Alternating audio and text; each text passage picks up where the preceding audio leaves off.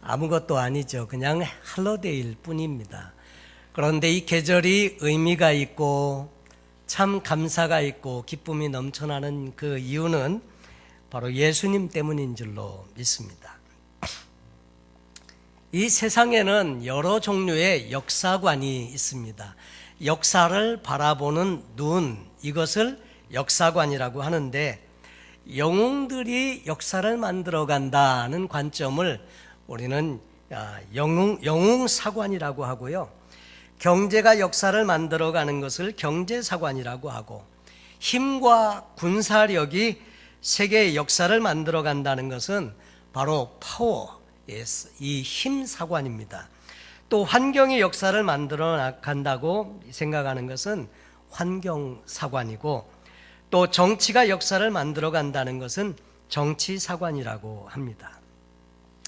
그런데 기독교의 역사관은요, 하나님이 인간의 역사 속에 들어오셔서 말씀하시고 행동하심으로 말미암아 역사가 이루어진다는 하나님과 사람의 동역의 역사관을 가지고 있습니다. 그래서 마리아에게 천사가 나타나서 성령께서 너로 말미암아 수태케 하고 아들을 낳을 것이다 그랬을 때 마리아가 그러죠. 남자를 알지 못하는데 어찌 그런 일이 있을 수 있겠습니까? 그랬더니 성령께서 하나님이 함께 하시면 능히 그런 일은 있을 수 있다는 것을 이야기할 때 주의 계집종이오니 종에게 그대로 이루어지기를 원합니다. 결국 그래서 하나님과 사람이 함께 일해서 역사가 이루어지는 것들을 성경에 우리에게 소개해 주고 있습니다. 하나님과 인간의 만남은 영원과 또 유한과의 만남인데, 기독교의 역사는 이렇게 영원한 하나님과 사람과의 만남, 이런 것들을 인정하고 또 이야기해 주면서 기독교 역사관을 소개해 줍니다. 구약의 역사가 그렇고요, 신약의 역사가 그렇습니다. 신의 초월성을 강조하는 그 헬라의 세계관에 비추어 볼 때, 신이 육신을 입고 인간이 돼서 이 땅에 왔다고 하는 것은, 이 성육신 사건은 어리석어 보이고 모순처럼 보이는 것이지만, 그러나 이 하나님은 특별히 이 성육신 사건을 통해서 하나님의 역사를 이루어 가시는 것을 보게 됩니다. 신적인 이적과 표적을 구하는 히브리적인 세계관을 가지고 보아도 성육신 사건은 납득하기가 어려운 모순을 안고 있지만, 그럼에도 불구하고 하나님은 이 모순 속에서도 인류를 위한 구원의 역사를 시작해 가시더라 하는 거죠.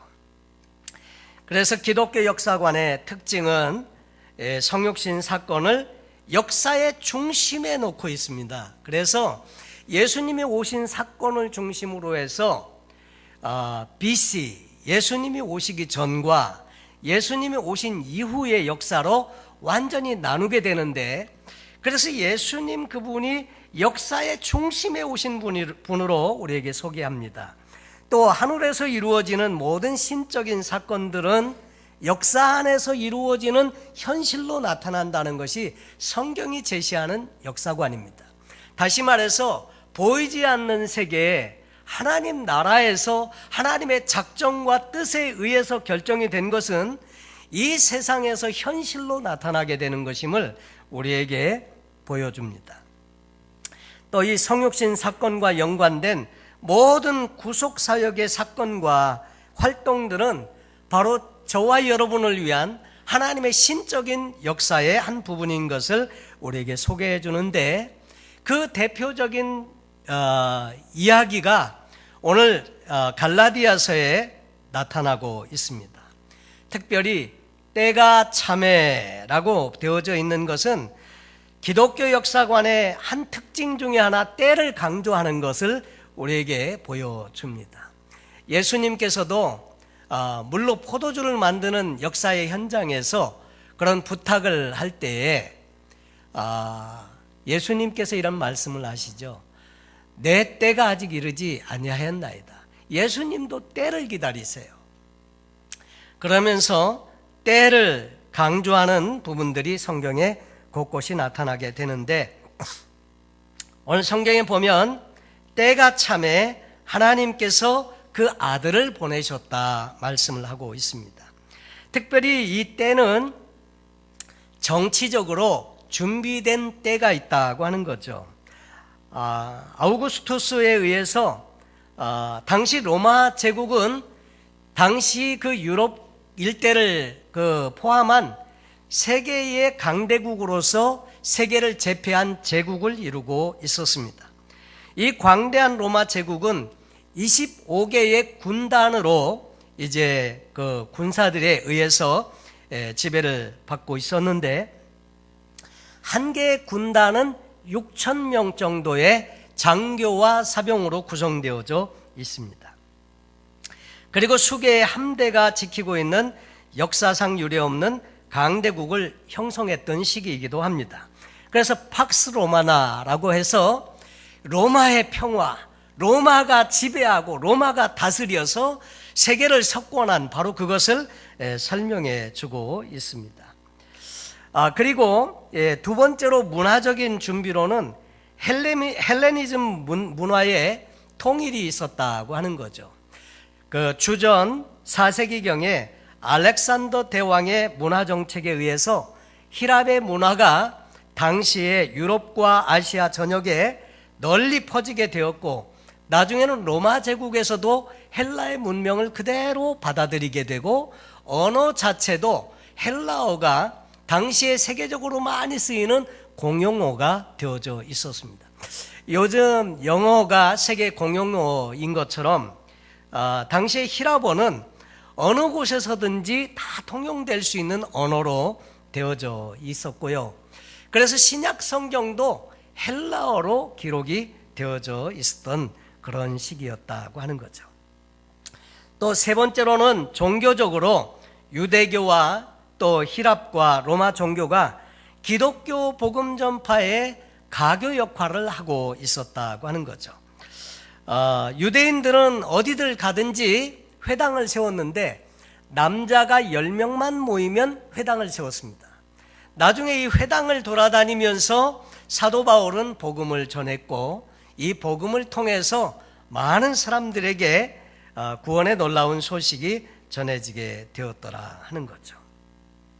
그래서 이 때가 참에, 이것은 아들을 세상에 보내시고 구속의 역사를 이루기 시작한 그때, 바로 그때를 우리에게 이야기해 주는데, 구속의 경륜이라고 할 때, 경륜이라는 말은 옛날 말이고 요즘은 잘 쓰지 않는 말이죠. 근데 이 경륜이라는 말은 오에코노미아라고 하는 헬라어를 번역한 것으로, 하나님이 어떤 의도를 가지고 또 목적을 이루시기 위한 모든 방법들을 지칭해서 경륜이라고 했다고 하는 거죠.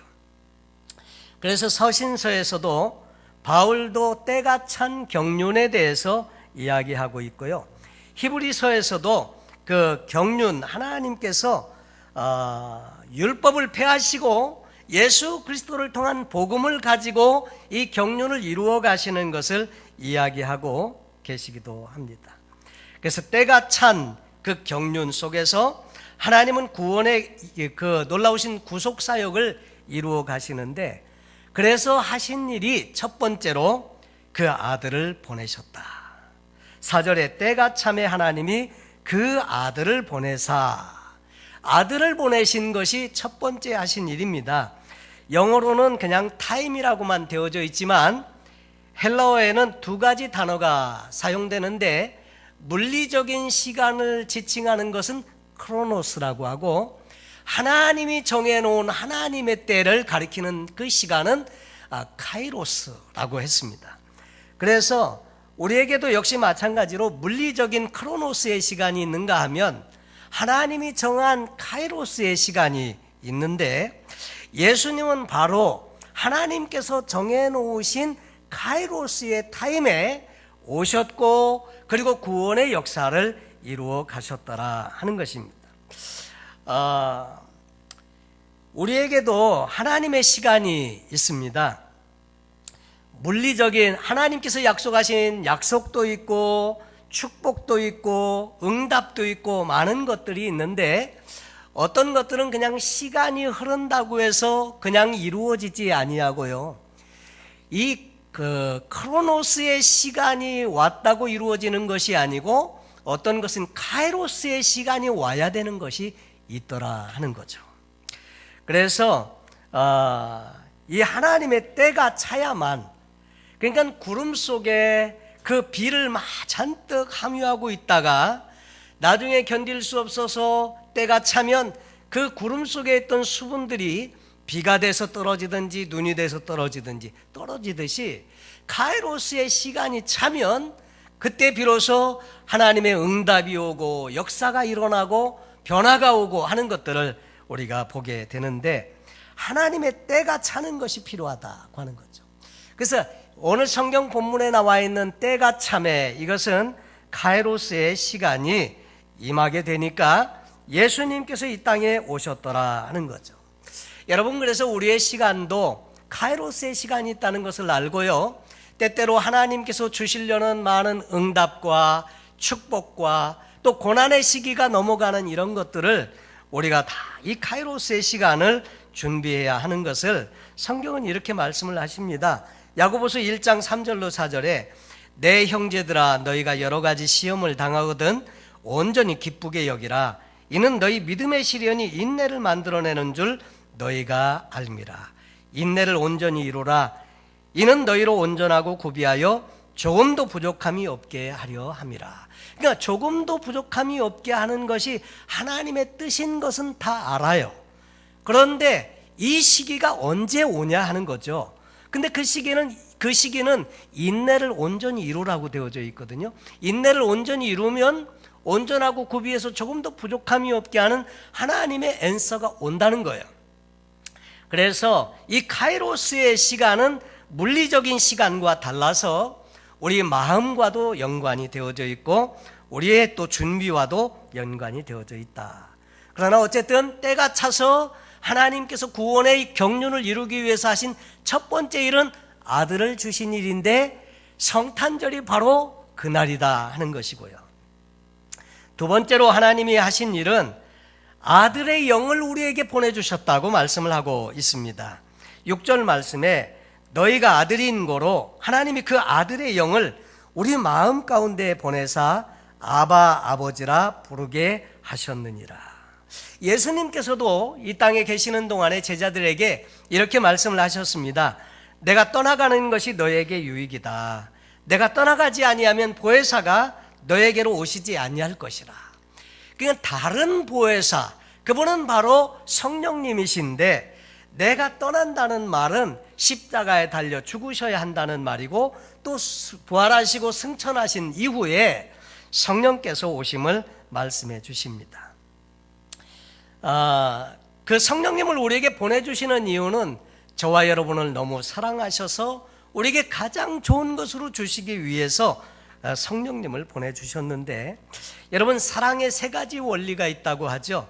첫째, 믿어주는 것입니다. 사랑하는 사람을 믿어주는 것입니다. 믿어주지 못하는 것만큼 불행한 일이 없습니다. 믿어주는 것입니다.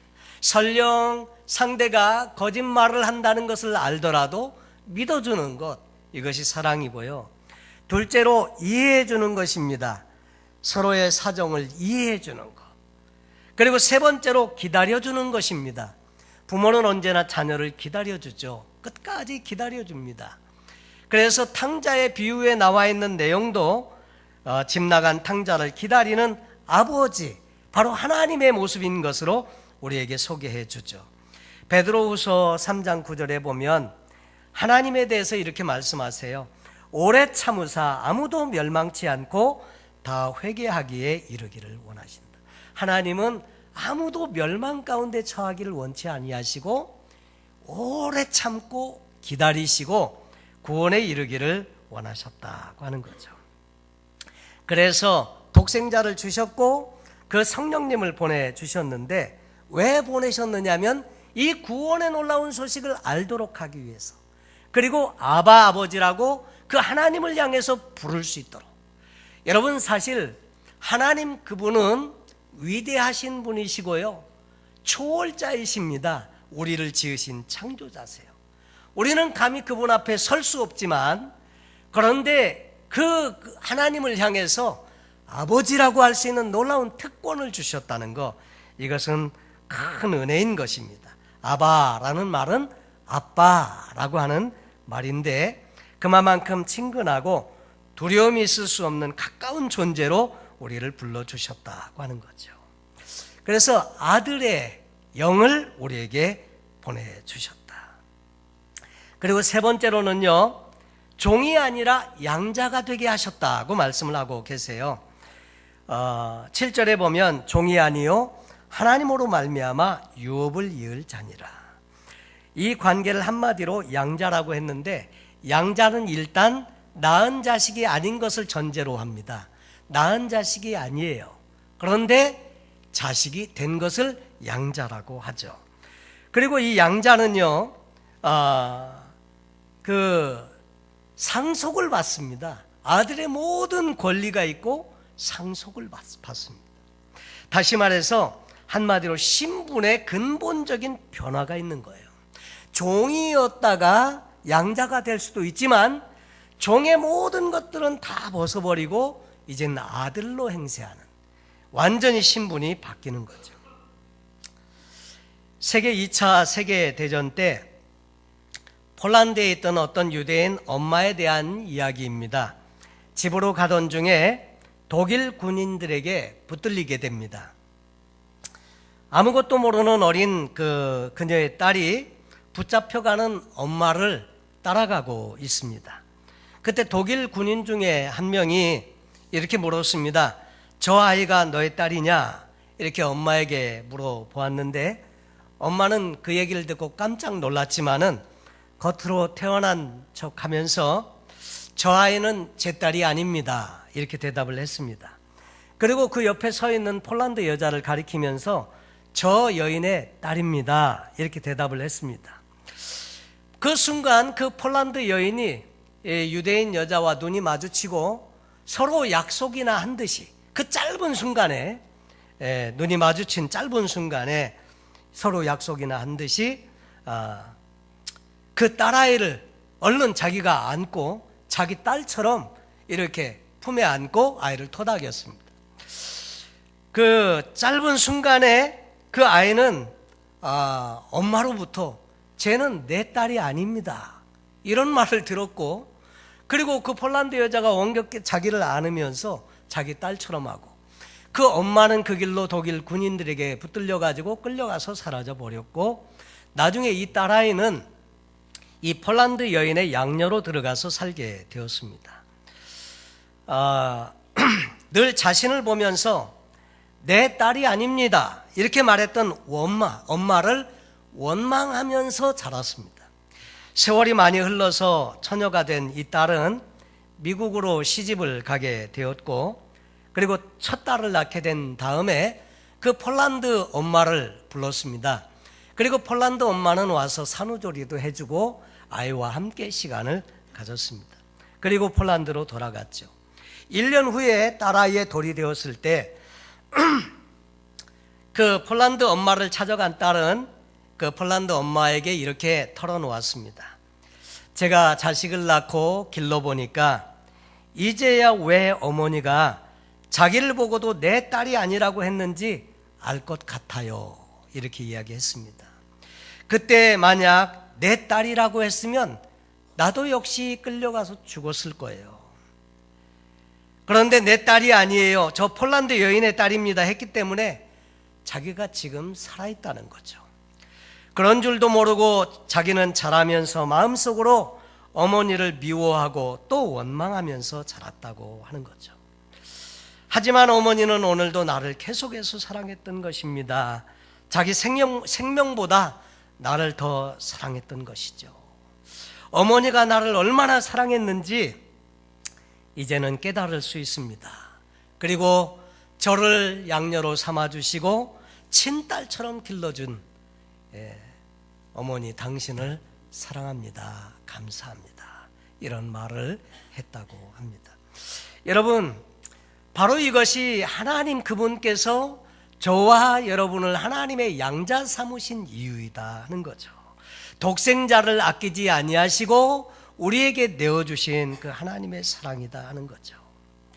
십자가에서 예수님께서 나의 하나님 어찌하여 나를 버리십니까? 이렇게 절규하면서 소리칠 때 하나님께서 왜 침묵하셨는지 그 이유를 우리는 이 성탄의 계절에 다시 한번 생각해 보게 되는 것입니다. 그것은 바로 저와 여러분을 살리기 위해서 그 아들 독생자를 이 땅에 보내주셨고, 그 예수 그리스도께서 십자가에 못 박혀 죽으실 때 차마 바라볼 수 없어서 외면하실 수밖에 없었던 그 주님, 그 하나님의 사랑. 그래서 성경은 그렇게 말하지요. 그 아들 독생자를 우리에게 내어주시면서 자기의 사랑을 확증해 주셨다고 이렇게 성경은 기록해 주고 있습니다. 결국 그렇게 함으로 말미암아 율법 아래서 신음하고 종살이하는 죄 가운데 살고 있는 모든 인류를 구속해 주시려고요. 그래서 율법 아래 있는 자들을 속량하시고 갈라디아서 4장 5절에 말씀하고 있습니다. 이 속량이라고 하는 것은 값을 주고 샀다는 것이거든요. 과거에 노예는 값이 있었습니다. 그 값을 지불하고 사서 종으로 삼았는데, 값을 지불했을 뿐만 아니라 자유를 준 것, 이것을 구속이라고 하죠. 그래서 예수님께서 십자가에 달려 돌아가시면서 마지막으로 하신 말씀이 테텔레스타이, 다 이루었다, 값을 다 지불했다, 그 말씀하시고 예수님께서 돌아가시게 되는데, 그것은 바로 인류 구속을 위한 값을 다 지불했다는 말이고요.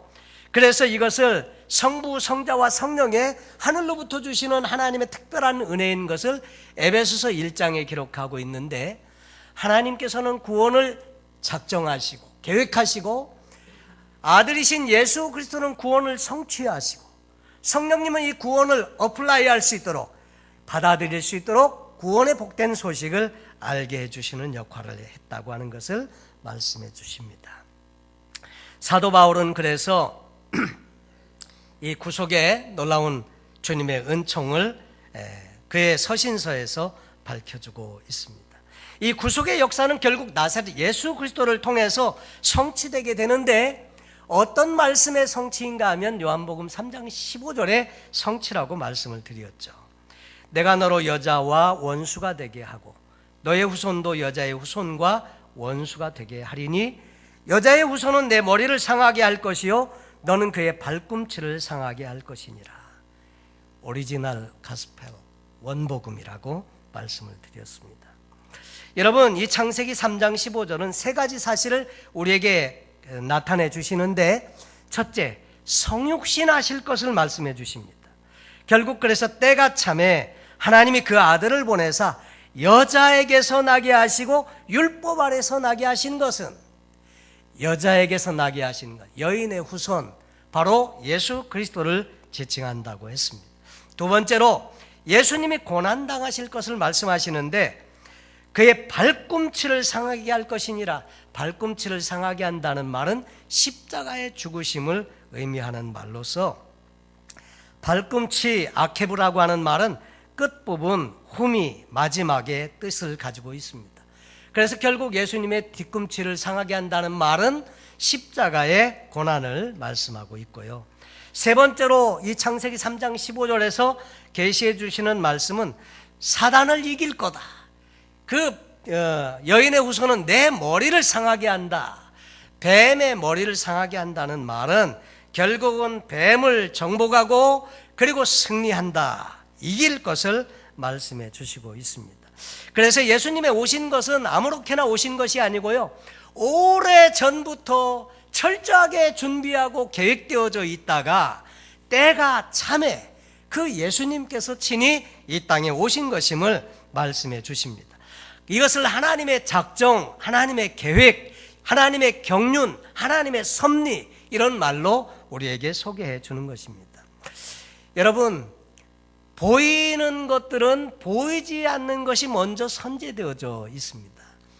영화 한 편을 봐도요, 그 영화를 찍기 위해서 그 이야기 스토리를 쓴 작가가 있고 그 스토리를 시나리오로 만든 시나리오 작가가 있을 뿐만 아니라 그것을 가지고 연기를 하는 배우들이 있고 그 모든 그 분장과 모든 세트를 다 준비하는 많은 사람들이 있습니다.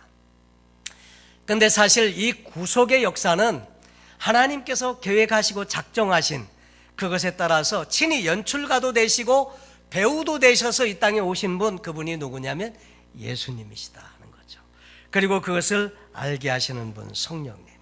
건물을 지을 때도 그냥 짓는 것이 아니고 설계가 먼저 있고요, 어떻게 만들겠다 계획을 다 세워서 그대로 건물을 짓게 되는 거죠.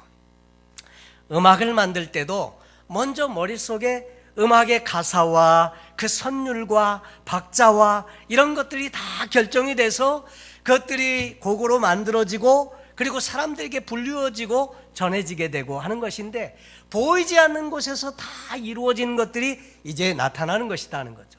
구속의 역사, 이 예수 그리스도도 바로 오래 전부터 하나님의 경륜과 작정과 계획 속에 있던 것이 이제 직접 이 세상에 그 역사를 성취하기 위해서 오신 분이 바로 예수 그리스도이심을 요한복음은 우리에게 가르쳐 준다고 우리가 함께 살펴보았습니다.